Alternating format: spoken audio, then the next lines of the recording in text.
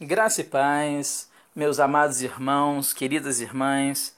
A nossa aula de hoje tem como tema escatologia, essa disciplina tão falada, comentada, né? E que nós vamos então estar descobrindo sobre o que realmente queremos falar quando tratamos de escatologia. Escatologia é uma palavra grega e ela é originada a partir de outras duas palavras, né? Nós temos um prefixo escato, que significa último, e temos um sufixo logia. Essa palavrinha que vai no final da palavra, ela significa estudo, ciência. Então é o estudo das últimas coisas. Essa disciplina trata dos últimos eventos da história do mundo, ou o destino final da raça humana, né? Quando nós vamos falar de escatologia, não tem como falar de escatologia, falar desse estudo das últimas coisas, sem entendermos que Deus, o nosso Deus, é o Deus das alianças, né? É um Deus comprometido conosco, né? Quando Deus faz uma aliança, ele sempre cumpre a sua parte. O homem, o ser humano, muitas vezes ele quebra a sua palavra, ele não honra, né, o seu voto, não honra a aliança que faz, mas Deus não se esquece de suas promessas. Na Bíblia, Deus fez alianças com o povo de Israel para que fosse o seu povo especial.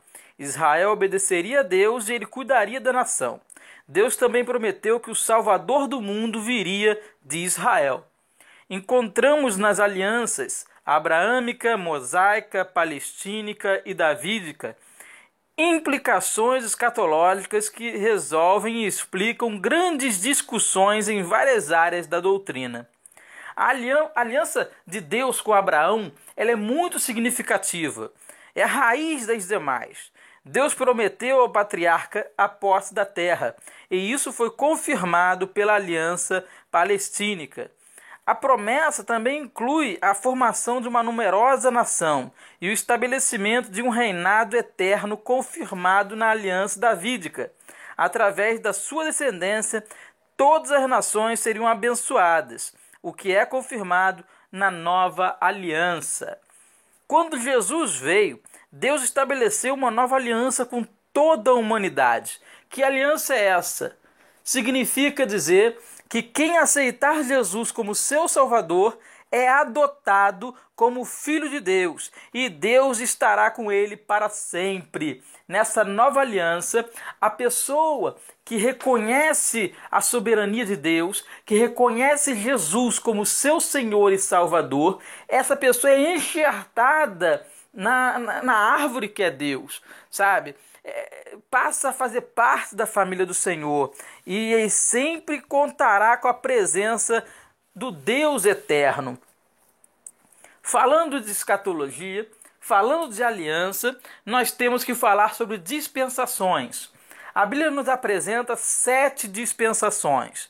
Uma dispensação é um período de tempo em que o homem é provado com respeito à sua obediência e a alguma revelação específica da vontade de Deus. Já se cumpriram 5 dispensações, 5 períodos de tempo, né, para o homem. O primeiro tópico, a primeira dispensação, foi o período da inocência. Foi o Éden, né? Ali onde Adão e Eva viveram sem o conhecimento do pecado. Depois dessa dispensação veio o tempo da consciência. Foi o período que depois do Éden, após o pecado de Adão, até o dilúvio. A primeira dispensação, ou seja, o período da inocência, nós não sabemos, não temos como contar o tempo que durou essa dispensação. Agora, a dispensação da consciência, nós temos. Essa dispensação durou 1656 anos, o tempo depois que Adão pecou até que veio o dilúvio sobre a terra. Depois da dispensação da consciência, a humanidade viveu o tempo do governo humano, começando com Noé. e que durou 427 anos. O governo patriarcal veio em seguida, né? Foi a quarta dispensação, foi o governo patriarcal, que começou ali com Abraão, né? O primeiro patriarca. Durou 430 anos. E foi aí que começou a história da redenção. A última dessas 5 dispensações que já se cumpriram foi a dispensação da lei. Teve uma duração de 1430 anos. Começou no êxodo do Egito e foi concluída na crucificação de Cristo. Atualmente, né, nos dias de hoje, nós estamos vivendo a 6ª dispensação, a dispensação da graça. Quando essa dispensação acabar, começará a última dispensação, a 7ª dispensação, a dispensação chamada milênio. Então, como nós vemos, nós estamos na 6ª dispensação, a dispensação da graça. Então vamos tratar também da nova aliança, né? Nós estudamos que Deus é o Deus das alianças, o Deus que tem relacionamento com o ser humano, o Deus que tem compromisso com a raça humana, com a sua criação. E nós então vamos falar um pouquinho sobre a nova aliança, a aliança da graça. Essa dispensação é chamada de dispensação eclesiástica, porque nós vivemos a era da igreja. A palavra-chave é graça.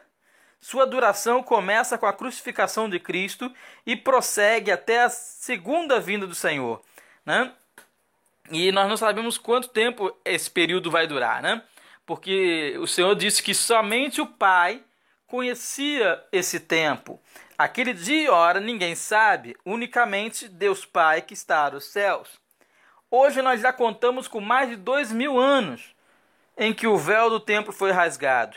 E aí começou então essa dispensação, que vai durar até o toque da trombeta, quando acontecerá a segunda vinda de Cristo, convocando os fiéis ao arrebatamento. Nessa dispensação, Deus fez uma aliança com o homem, uma aliança superior às outras, ou seja, o próprio Filho enviado por Deus à humanidade. Tal qual Moisés foi mediador da aliança mosaica, assim Cristo é o mediador da nova aliança. Diz assim no livro de João, capítulo 14, versículo 3. E se eu for e vos preparar lugar, virei outra vez e vos tomarei para mim mesmo, para que onde eu estiver, estejais vós também. A nova aliança possui essa promessa, que diz que ele virá outra vez e nos tomará para si mesmo, e viveremos eternamente com ele. Assim, a dispensação da nova aliança, graça, terminará com o cumprimento da promessa que Jesus fez, ou seja, a dispensação que vivemos estará concluída no arrebatamento da igreja.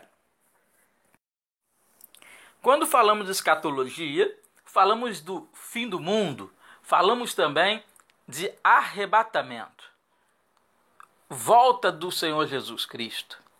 E essa vinda de Jesus Cristo, essa segunda vinda de Jesus, ela é dividida em 2 etapas. A primeira etapa, é o arrebatamento da igreja. E a segunda etapa, a segunda fase, é a vinda de Jesus em glória. Nessa primeira fase, o arrebatamento da igreja, nem todos o verão. Somente na segunda fase é que realmente todo olho o verá. Essa primeira parte é somente para a igreja do Senhor. O termo arrebatar significa tirar com violência. Essa primeira fase do arrebatamento da igreja será antes a última trombeta. Quando a última trombeta tocar, né? Será muito rápido, porque assim como o relâmpago sai do Oriente e se mostra no Ocidente, assim também a vinda do Filho do Homem. Está lá em Mateus 24, versículo 27. Cristo virá até as nuvens. 1 Tessalonicenses, a primeira carta do apóstolo Paulo aos crentes de Tessalônica, no capítulo 4, versículo 17, diz que nós seremos arrebatados juntamente com ele nas nuvens. Nós vamos encontrá-lo nas nuvens. nós iremos ao seu encontro. O Senhor Jesus, ele não volta à terra nessa primeira fase. Tá? É importante salientar isso. Ele vai chegar até as nuvens e nós seremos arrebatados e vamos nos encontrar com ele. Os mortos ressuscitarão primeiro. Livro de 1 Tessalonicenses, capítulo 4, versículo 16, diz que os mortos, ou seja, os que morreram em Cristo, ressuscitarão primeiro. Aqueles, os mártires, os crentes fiéis, eles nos precederão. Eles ressuscitarão e irão ao encontro do Senhor Jesus Cristo. E nós iremos nos encontrar com eles e com Cristo. Mas o que acontece, então, com a igreja após o arrebatamento?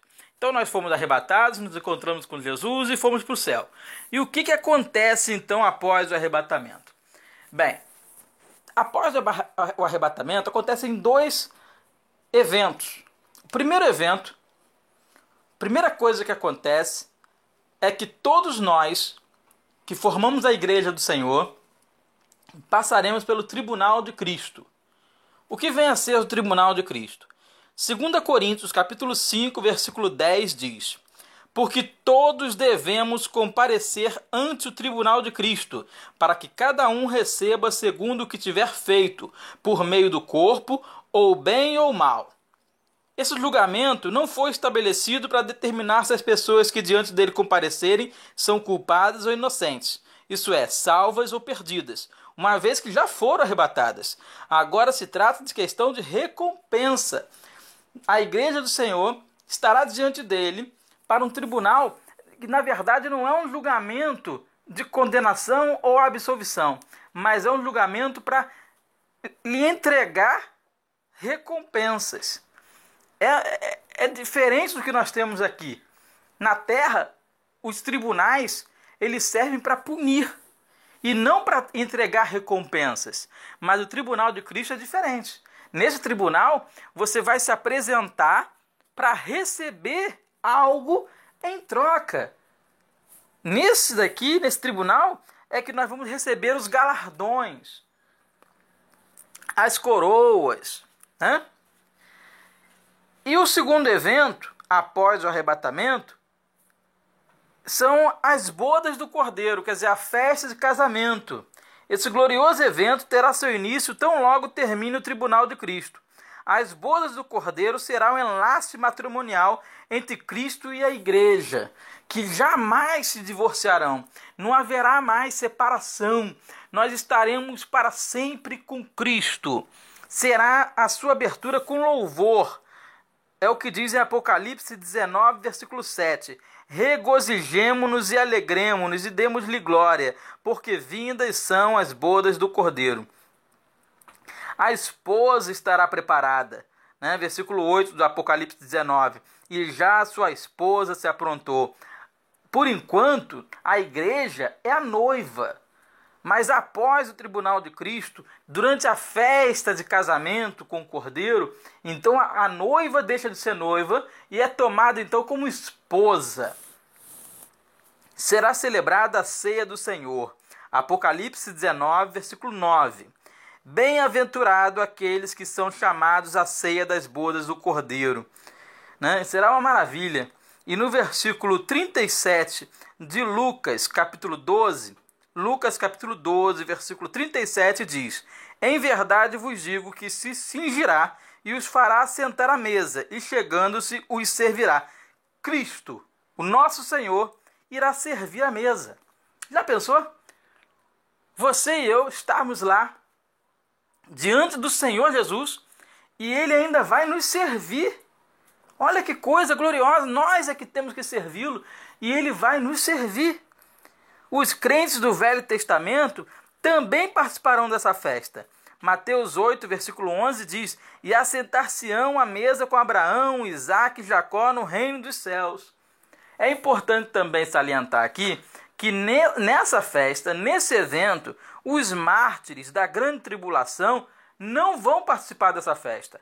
Ou seja, aqueles que não subirem no arrebatamento, mas permanecerem aqui, eles vão passar pela tribulação. Se eles se mantiverem fiéis, ou melhor, se eles ao descobrirem, né, que as suas obras foram reprovadas, e então eles buscarem o Senhor e forem salvos durante esse período de tribulação, eles perderam então a hora da festa. Eles não vão participar dessa festa.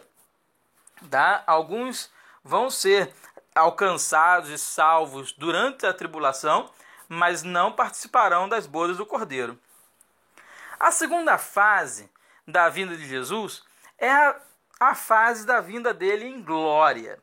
É a sua revelação ou manifestação pessoal em glória, majestade e poder às nações da terra. É aqui que todo olho verá. Essa revelação se dará logo que termine as bodas do Cordeiro. Então, a igreja subiu, foi arrebatada, passou pelo tribunal de Cristo, passou pelas bodas do Cordeiro, acabou a festa, aí agora Jesus volta em glória. Sua vinda se dará lentamente. Mateus 24, 30. Então aparecerá no céu o sinal do Filho do Homem, e todas as tribos da terra se lamentarão, e verão o Filho do Homem vindo sobre as nuvens do céu, com poder e grande glória. Então entenda bem, nessa segunda parte, nessa segunda fase, todo olho verá, mas acontecerá lentamente. Quando é que o Filho do Homem vem no abrir e fechar de olhos? A primeira etapa, do arrebatamento. No arrebatamento, Jesus vem e arranca a igreja rápido. Isso é arrebatar, né? É tirar com força. Então, na primeira fase, é muito rápido. Os crentes vão sumir do planeta. Vão ser arrebatados pelo Senhor. A segunda fase, Jesus vem devagarzinho. Olha aqui, a Bíblia está dizendo, o Filho do Homem vindo sobre as nuvens do céu. Então, todo olho o verá. Está em Apocalipse 1, versículo 7. Eis que vem com as nuvens, e todo olho o verá. Ele virá também acompanhado da esposa. No livro de Judas, versículo 14, diz assim: eis que é vindo o Senhor com milhares de seus santos. O Senhor Jesus está descendo com a sua esposa. Mas aonde é que ele vai descer? Será que ele vai descer no Gólgota, onde ele foi crucificado? Será que ele vai descer no caminho de Damasco, onde ele se encontrou com Paulo? Aonde será que Jesus vai descer? A Bíblia diz o local exato. Ele descerá sobre o Monte das Oliveiras. Em Zacarias, livro do profeta Zacarias, capítulo 14, versículo 4, diz: e naquele dia estarão os seus pés sobre o Monte das Oliveiras. E foi ali exatamente que os discípulos viram Jesus subindo o céu, ascendendo ao céu, depois de morto e ressuscitado. Jesus sobe ao céu e os discípulos ficaram olhando, e os anjos disseram: por que estão olhando? Assim como o viste subir, vocês vão ver ele descer. E exatamente assim ele virá. Ele virá devagarzinho, em grande glória, exatamente cumprindo as palavras do profeta Zacarias, que diz que naquele dia estarão os seus pés sobre o Monte das Oliveiras. Será também um marco, né? Porque será o fim da grande tribulação. Em Apocalipse 20, versículo 2, diz que ele prendeu o dragão, a antiga serpente, que é o diabo e Satanás, e amarrou por 1000 anos. Então, nesse momento aqui, quando Jesus desce, ele prende o diabo, ele acaba com o domínio de Satanás sobre a terra. A ressurreição dos mártires da grande tribulação também acontece nesse momento. Em Apocalipse 20, versículo 4, diz: e vi as almas daqueles que foram degolados pelos testemunhos de Jesus e pela palavra de Deus. Aquelas pessoas que durante a tribulação disseram: eu morro, mas eu não nego Jesus. Essas pessoas irão ressuscitar nesse momento. E ele então vai implantar o seu reino milenial. Quando falamos de escatologia, falamos de fim do mundo, falamos de juízo final, falamos da volta de Jesus, obrigatoriamente nós falamos sobre grande tribulação. Enquanto a igreja se regozija no céu, a terra é sacudida por grandes catástrofes, as quais resultam dos juízos de Deus. A grande tribulação iniciar-se-á tão logo ocorra o arrebatamento da igreja. A terra entrará em pânico total com o desaparecimento dos filhos de Deus. E em meio à desordem surgirá um ser que aparentemente solucionará todos os problemas mundiais, trazendo uma falsa paz. Então, a igreja é arrebatada, há um desespero na sociedade mundial, todo mundo fica desesperado e começa a acontecer problemas, a violência vai se multiplicando, né, até que surgirá uma pessoa, surgirá um homem que trará a solução para os problemas. E ele trará uma paz, na verdade uma falsa paz. Esse período de grande tribulação é o cumprimento literal da última semana de Daniel. Nós vamos estudar, um pouquinho mais na frente, que o profeta Daniel, ele profetizou sobre 70 semanas. E nós vamos entender que negócio é esse de semanas proféticas. Tá? Então esse período da grande tribulação é o cumprimento da última dessas 70 semanas. E isso acontece após o arrebatamento da igreja e nós vamos mostrar por quê. A duração desse período será de 7 anos, divididos em 2 etapas. A grande tribulação ela é dividida em 2 etapas. A primeira, chamada de tribulação, e a segunda de grande tribulação. A primeira etapa, de 3 anos e meio, de falsa paz. E a outra metade, de 3 anos e meio, de grande tribulação. Livro de Daniel, capítulo 19, versículo 24 ao 27, é um texto que podemos sugerir que você venha ler e estudar com atenção, porque você vai entender bem sobre essas 70 semanas. Em Apocalipse 13, versículo 5, diz assim: E deu-se-lhe poder para continuar por 42 meses. 42 meses, quer dizer, são 3 anos e meio, né? Então ele fez um período de 3 anos e meio e depois continuou por mais 3 anos e meio. Reino do Anticristo. Livro de 2 Tessalonicenses, capítulo 2, versículo 3 diz: Ninguém de maneira nenhuma vos engane, porque não será assim sem que antes venha a apostasia e se manifeste o homem do pecado, o filho da perdição. Imediatamente após o arrebatamento da igreja, o livro selado com 7 selos será aberto, e então o primeiro selo será aberto e o anticristo se manifestará. Podemos considerar a série dos juízos divinos como uma balança. Em um prato temos a igreja do Senhor Jesus na terra, e no outro prato os poderes das trevas nas regiões celestiais, conforme Efésios 6, versículo 12. Então você tem uma balança com 2 pratos, estão praticamente equilibrados, né? Uma hora um pesa mais um pouquinho, o outro pesa mais um pouquinho, mas estão praticamente equilibrados. Aqui você tem num prato a igreja e no outro os poderes das trevas nas regiões celestiais. Quando então aconteceu o arrebatamento, o prato onde está a igreja fica vazio. E só vai ficar então o peso todinho no outro prato, né? E consequentemente, então, esse prato dos poderes das trevas será tirado para a terra. Ele cai mesmo, fica todo pesado, né? Porque o outro prato não vai exercer nenhuma influência mais. A terra então estará literalmente possuída por demônios. Na mesma época também será aberto o poço do abismo, conforme está escrito. Apocalipse capítulo 9, versículo 1 ao 3. O 5º anjo tocou a trombeta, e viu uma estrela caída do céu na terra, e foi-lhe dada a chave do poço do abismo. Ela abriu o poço do abismo e subiu fumaça do poço, como fumaça de uma grande fornalha. E com a fumaceira saída do poço, escureceu-se o sol e o ar. Também da fumaça saíram gafanhotos para a terra, e foi-lhes dado poder como o que tem os escorpiões da terra. Significa que a terra será inundada de demônios. Assim sendo, toda a terra, isso é, a Babilônia mundial, política e econômica, será morada de demônios e espíritos imundos. Nós cremos que esse é justamente o período referido pelo Senhor Jesus quando disse em Mateus 24, versículo 21 ao 22.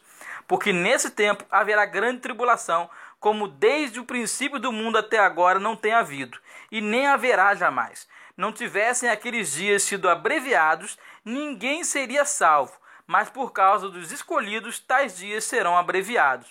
Pode-se imaginar o que será essa grande inundação pelos demônios quando se pensa em dilúvio. Será uma espécie de dilúvio, só que em vez de água, serão demônios, né, que vão inundar a terra. Naquela oportunidade, as comportas celestiais se abriram e toda a terra foi coberta por águas. Nesse momento aqui, não serão as comportas do céu que vão abrir e derramar água, mas vão ser os portões do inferno que vão ser abertos e os demônios então inundarão toda a terra. Será um momento muito triste. Durante a tribulação, o triunvirato do inferno se manifestará. Você já deve ter ouvido falar disso quando nós estivemos então ministrando a aula sobre batalha espiritual, que falou exatamente sobre a hierarquia do inferno, sobre o triunvirato. E aqui então nós vamos ver que durante a tribulação esse triunvirato do inferno vai se manifestar. Lúcifer, o dragão, conforme Apocalipse 12, versículo 9, o anticristo, que é a besta, e o falso profeta. Esse triunvirato vai se manifestar.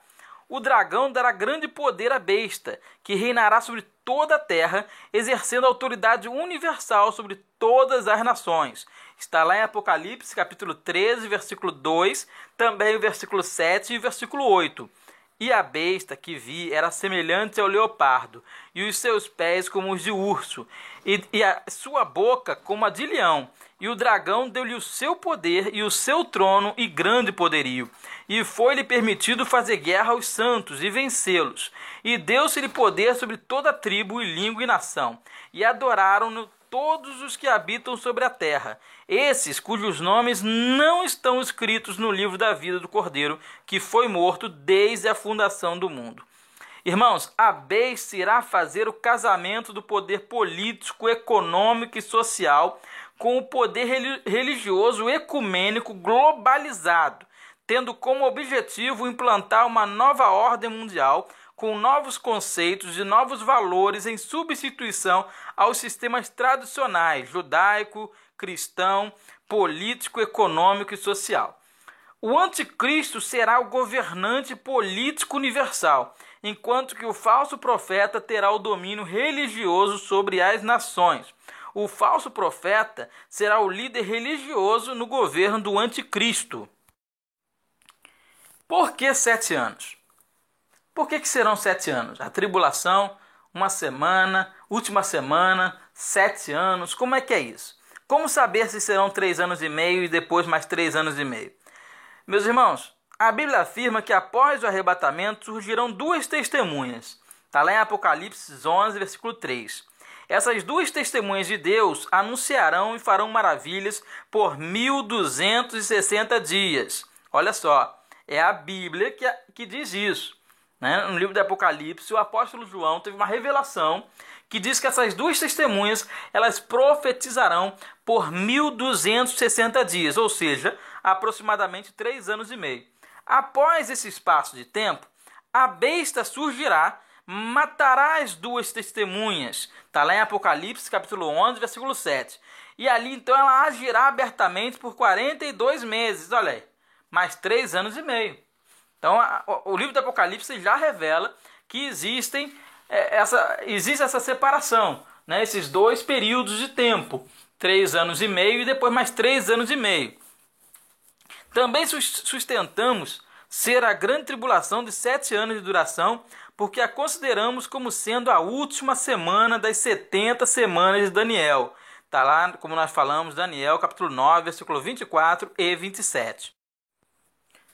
Falando sobre as 70 semanas, e propriamente agora sobre tribulação, que é a última semana de Daniel, primeiramente precisamos entender que se trata de semanas de anos, e não de dias.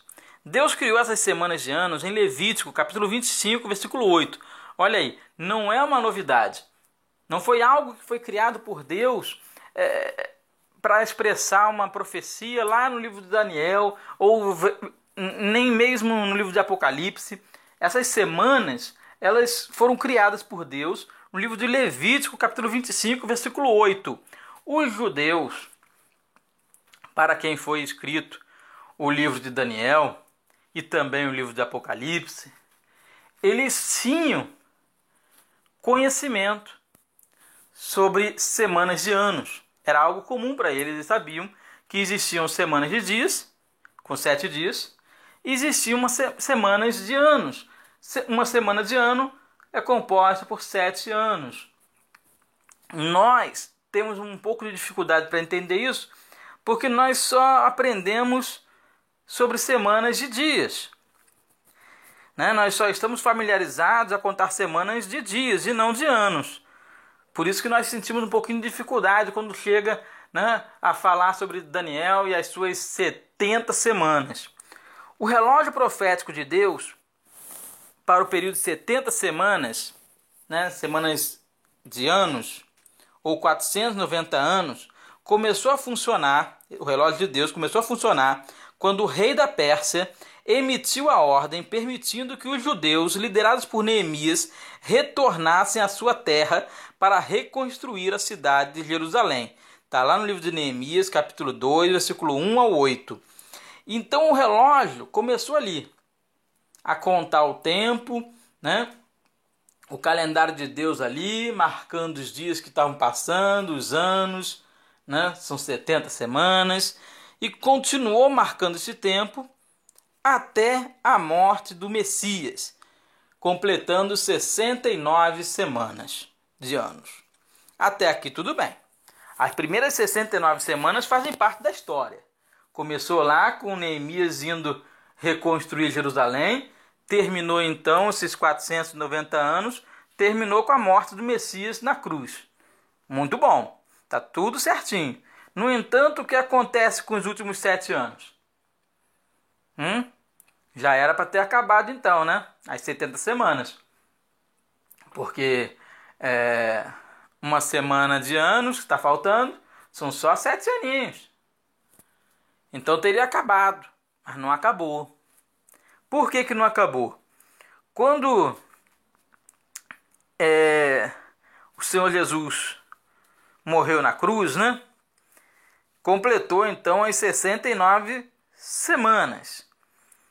Quando Israel rejeitou o seu Messias, Deus suspendeu temporariamente o seu plano para Israel. Parou um pouquinho o relógio. Há um intervalo de tempo, ou uma inserção de duração determinada entre a semana 69 e a semana 70. Deus deu uma pausa, apertou ali o botão de pausa na reprodução do filme. Então apertou o pausa no seu cronômetro profético ao final da semana de número 69. Atualmente nós vivemos nesse período de tempo não definido claramente, entre a 69 e a 70 semana, na era da igreja. Olha aí. Então o relógio de Deus parou. Deus parou o cronômetro. Parou de contar. Falta uma semaninha só. Mas ele parou porque ele suspendeu então esse plano profético com Israel para dar início à era da igreja. Tá? Esse período da igreja vai terminar quando Cristo arrebatar sua noiva, a igreja, ao céu. Como a igreja não existia durante as primeiras 69 semanas ano, faz sentido que ela não esteja presente na terra durante a última semana ano.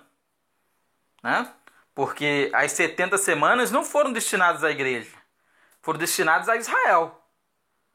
Existe uma diferença aí. A profecia de Daniel não foi para a igreja, foi para Israel. Então, Deus suspendeu, falta uma semana de ano.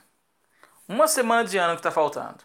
Mas Deus suspendeu, parou o cronômetro, porque deu início à era da igreja.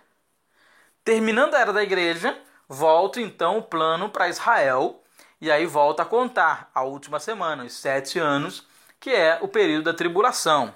Tá? Isso também é um argumento válido para justificar por que a igreja ela é arrebatada antes da tribulação. Porque a tribulação ela faz parte, é a última semana de Daniel, das 70 semanas. E a tribulação, fazendo parte dessas 70 semanas proféticas, não tem nada a ver com a igreja. A igreja não tem que passar por isso. Porque a igreja é um plano à parte. A última semana de Daniel vai encerrar as 70 semanas desse plano profético de Deus para Israel e não para a igreja. E aí, com o arrebatamento da igreja, o relógio de Deus volta a contar. E o mundo viverá, então, a última semana de anos, o período de tribulação. A sétima dispensação, o milênio. O plano redentor de Deus para com o homem termina com o cumprimento dos 1000 anos de paz sobre a terra, que serão seguidos do juízo final e a volta à eternidade. Jesus Cristo descerá pessoalmente à terra e será rei. Jesus denominou essa dispensação de regeneração. Em Mateus 19, 28, Jesus fala sobre esse período e chama de regeneração. É o período da regeneração. E é também chamada de tempo de restauração pelo apóstolo Pedro. Está lá em Atos 3, 21. A palavra milênio não é encontrada na Bíblia. Todavia, o período do reinado de 1000 anos de Cristo sobre a terra é mencionado 6 vezes no capítulo 20 de Apocalipse. Milênio deriva de palavras latinas que significam simplesmente 1000 anos. O milênio será um período durante o qual Satanás ficará preso no abismo. Ele segurou o dragão, a antiga serpente que é o diabo, Satanás, e o prendeu por 1000 anos. Então, irmãos, vamos entender aqui que Jesus vai arrebatar a sua igreja. A igreja vai passar pelo tribunal de Cristo para receber galardão, vai passar pela festa de casamento, se tornando esposa do Senhor Jesus, e a igreja então volta com Cristo à terra, quando Cristo volta em glória, desce no Monte das Oliveiras, né? Ali então ele vai prender Satanás por 1000 anos, e ele então governará a terra por 1000 anos, é o milênio, né? E aqui então a gente vê que a prisão de Satanás prepara a terra para o reinado milenar de Cristo, que virá para a terra como descrito em Apocalipse 19, versículo 15 e 16, no papel de Rei dos Reis e Senhor dos Senhores. Os santos ressuscitados da igreja, juntamente com santos da tribulação, reinarão com Cristo em seu reino milenar, e viverão e reinarão com Cristo durante 1000 anos, conforme Apocalipse 20, versículo 4. Em Apocalipse 20, versículo 6 diz: pelo contrário, serão sacerdotes de Deus e de Cristo, e reinarão com ele os 1000 anos. O próprio Cristo voltará literalmente à terra, onde ele esteve durante 33 anos, e pessoalmente reinará sobre a mesma terra por um espaço de 1000 anos, e terá ao seu lado a sua igreja, a sua esposa. Ela voltará dos céus para onde foi levada no arrebatamento. A sede do governo mundial. A capital do mundo não será Washington, Londres, Tóquio e nem Paris, mas sim Jerusalém, a desprezada cidade tantas vezes pisada pelos exércitos invasores. Ela será totalmente restaurada, vindo a realizar-se a visão do salmista que disse no Salmo 48, versículo 1 ao 3: grande é o Senhor e muito digno de louvor, na cidade do nosso Deus, no seu monte santo. Formoso de sítio e a alegria de toda a terra é o monte Sião, sobre os lados do norte, a cidade do grande rei. Deus é conhecido nos seus palácios por um alto refúgio. Resumindo, será um reino literal e universal. Jerusalém será a capital do reino. Os animais serão dóceis. Será uma época de justiça e paz. A terra ficará mais fértil. O prolongamento da vida humana. E Satanás será amarrado. Então, esse aqui é um resumo sobre esse período do milênio. Haverá duas classes de pessoas: os glorificados e os não glorificados. Os glorificados são os crentes do Antigo e Novo Testamento, também os crentes do período da Grande Tribulação, tá? Que serão aqui glorificados. Os não glorificados são os judeus sobreviventes da grande tribulação, os gentios remanescentes das nações e os nascidos no milênio. A cena final é a justificação do grande trono branco, quando comparecerão diante do Cordeiro e Rei todos os mortos de todas as épocas, ainda não ressuscitados. Essa será a segunda ressurreição. O julgamento iniciará por ocasião da abertura dos livros de Deus. Apocalipse capítulo 20, versículo 12. Cada pessoa será julgada. Os inimigos do rei serão punidos. Os inimigos espirituais do rei serão julgados. Satanás, o anticristo, o falso profeta, os demônios, o inferno e a morte serão lançados num lago de fogo e enxofre, serão destruídos para sempre. E Cristo colocará sob seus pés todos os seus inimigos, como consta lá no livro de 1 Coríntios, capítulo 15, versículo 24 e 25.